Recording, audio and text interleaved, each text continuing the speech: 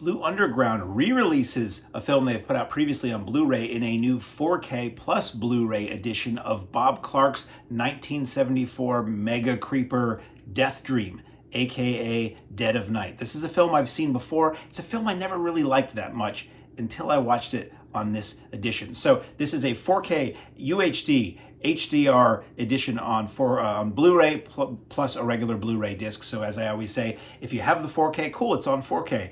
If you don't have the 4K, you've got a nice new Blu-ray from this new transfer. And if you ever do get a 4K player, well, guess what? You've already got a 4K copy. So as I said, directed by Bob Clark, the man who brought you Black Christmas, Children Shouldn't Play with Dead Things, A Christmas Story, Porky's, and Baby Geniuses. Always have to throw Baby Geniuses in there. So it stars John Marley, who is known best, I guess, as the guy with the horse's head in his bed, not to give anything away, in The Godfather, Lynn, Carlin, and Richard Backus. And it features, it's in English, it features English subtitles, SDH subtitles, I should say, French and Spanish subtitles. It is in English. DTS HD Master Audio 1.0 mono.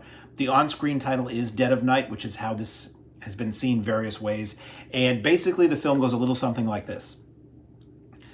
Parents, Marley and Carlin, and their daughter are at home. They're waiting for their son. They're waiting for word from their son. Their son's in Vietnam. They haven't heard from him in a while. They're waiting for a letter, and they get the knock on the door. They're understandably devastated. The mother stays up late into the evening crying, saying, I just want you to come home. It can't be true. It can't be true. It can't be true. And somehow she wills her son into not being dead anymore. He gets picked up hitchhiking home in his military uniform by a trucker and arrives on their doorstep, but he's different. He's very emotionless. He's very distant. He is prone to violent outbursts. And as time goes on, it's clear that something is wrong with him. Something deadly wrong with him. I don't want to get too much into what exactly happens in this film. The film is a really great slow burn creeper that takes a look at, I mean, it was shot when Vietnam still was going on, but it's timeless in its message. It's timeless in the subject matter it's tackling here, which is people returning, PTSD, and people returning from military service or a war changed. And the people around them, the people who stayed at home, wanting and expecting the same person to come back who left. And in many cases, that person is just gone and won't come back. The refusal of people to accept death, or the fact that soldiers have come back changed, be it injured, disfigured, with PTSD or whatever they return with after going through the experiences they went through. And it's just seeing all these people treating this guy, see all these people treating the son in this family like nothing. Andy, if you were a drinking game kind of person, you could put yourself into a hospital by taking a drink every time they say the word Andy in this film. But that's why why would I hesitate in the guy's name? I heard his name 385 times over the course of this film. Everybody is very upbeat with Andy. Hey, how you doing, Andy? Wasn't it cool, Andy? Boy, did you kill a bunch of the bad guys, Andy? And Andy is just in the backyard staring off into space. Andy is not Andy anymore.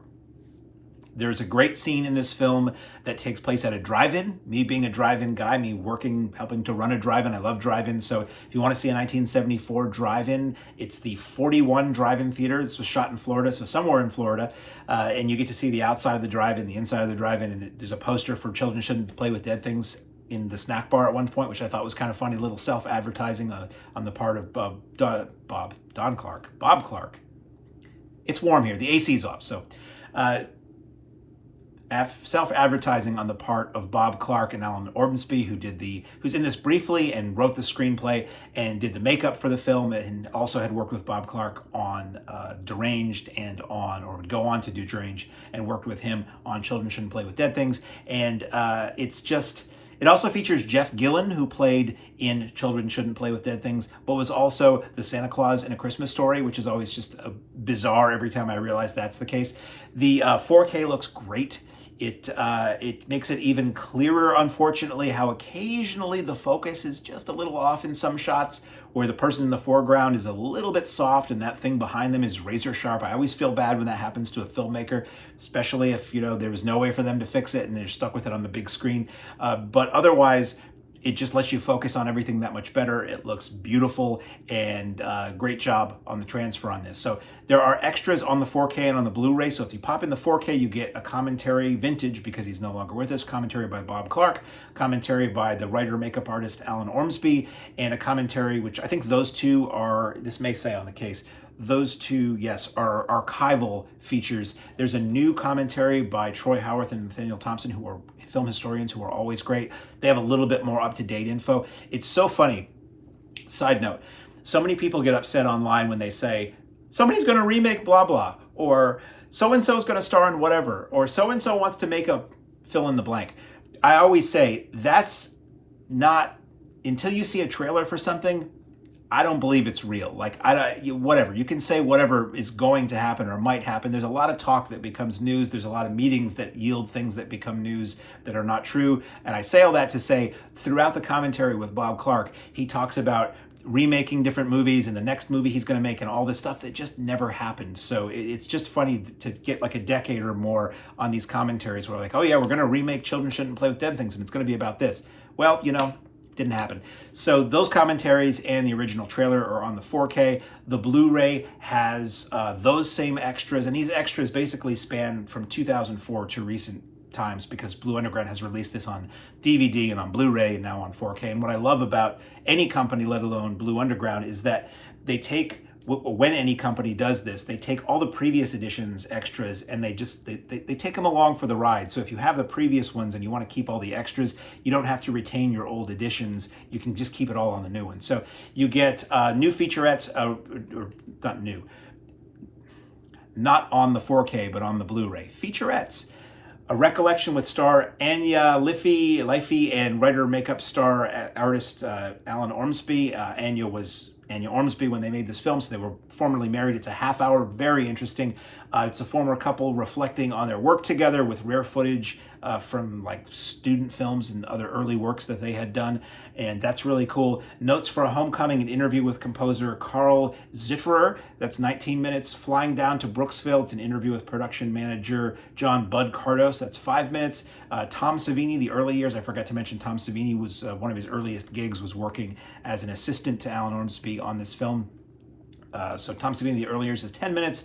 Deathdreaming, interview with star Richard Backus, is 12 minutes. That's very interesting. The First Andy, interview with actor Gary Swanson. He plays Andy in like the very early part of the film, like a scene, and they wound up recasting or whatever. So that's 12 minutes. He actually wanted to star in a lot of things, including Vice Squad. And it features the original, separate feature is the original Screen Test with Gary Swanson, which is really cool, from like Super 8 sound film. That's 12 minutes. You get an Alan Ormsby student film that's 10 minutes. Alternate Deathdream opening titles, that's 3.5 minutes. Theatrical trailer, that's 4 minutes. You get still galleries up the wazoo. Poster and ads, 10 images. US Press Book, 26 images. Publicity stills, 30 images. Behind the scenes, 13 images. Makeup effects, 49 images. Video releases, 18 images. Alan Ormsby's Movie Monsters book, 24 pages from that book that he released, and 26 images of Alan Ormsby's creations. And there are Easter eggs, and I'll tell you about them. I won't tell you how to find them, but I'll tell you that they're there. An Alan Ormsby makeup outtake that's 1.5 minutes. Orgy of the Living Dead TV spot that's 1 minute long, and a Hugo TV spot, which Hugo, they talk about this in the Alan Ormsby interview, was this Kenner doll, like this Man of 1,000 Faces, and it was like this hand puppet, almost bald head, that you could put different faces and disguises on. Alan Ormsby created that, and the original 2-minute TV spot, it might have even been like a promotional film for the toy industry or for retailers, that's on there.